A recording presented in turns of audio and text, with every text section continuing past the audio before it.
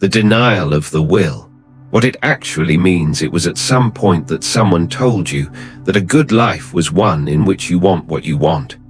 Better goals, healthier desires, a 5-year plan. Schopenhauer saw this in all centuries and in all systems of self-improvement built, and said so. Restoring a building's layout after it has been fire damaged, restoring the layout of a burning building. The problem is not what do you want. The problem is wanting itself. Before going further, the most common misreading needs to be killed first. Denial of the will is not a form of passivity, giving up, emotional detachment, or suicidality. Schopenhauer was careful to state that these were all wrong. It's more challenging than any of those. The affirmation of the will is a normal life. Whenever you chase for something as it is your desire, all appetites followed, appetites for food, for status, for love, for recognition.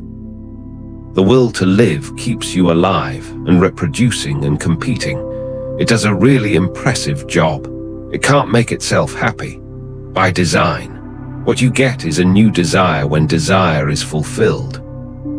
There is no beneficiary listed on the will. It has a direction, always onward. It is not a failure of life to not be satisfied. It is a success in being the kind of thing the will brings forth. When the identification breaks, it's denial. Typically, the will works through you. Your desires are your desires, but they are your desires, just as a puppet's gestures are the puppet's gestures. The will is ventriloquated in the human beings.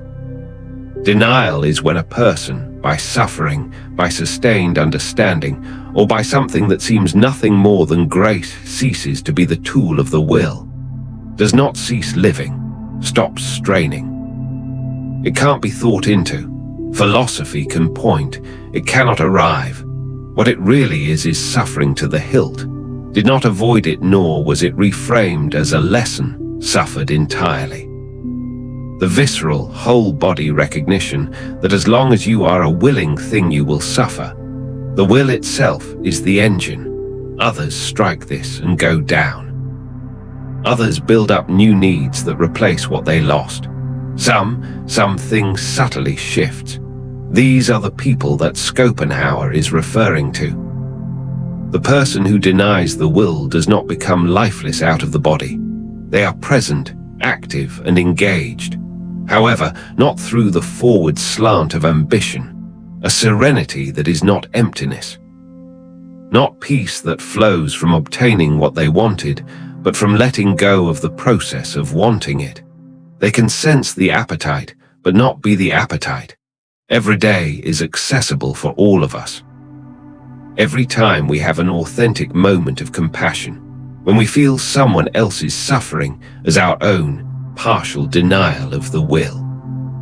Every moment of genuine aesthetic absorption in which you stop desiring and only give attention, partial denial of the will.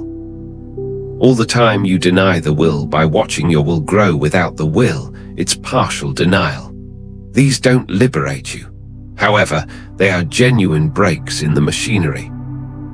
A person's desires for something better are a product of the pop psychology. Want correctly. Schopenhauer says, see that wanting is the condition itself. They are not self-destructive when they deny the will. In a world where there is only the will, it is the only freedom allowed, not the freedom to desire what you want. This freedom which is so rare and so hard to attain and so most real, to be the not wanting for a short time.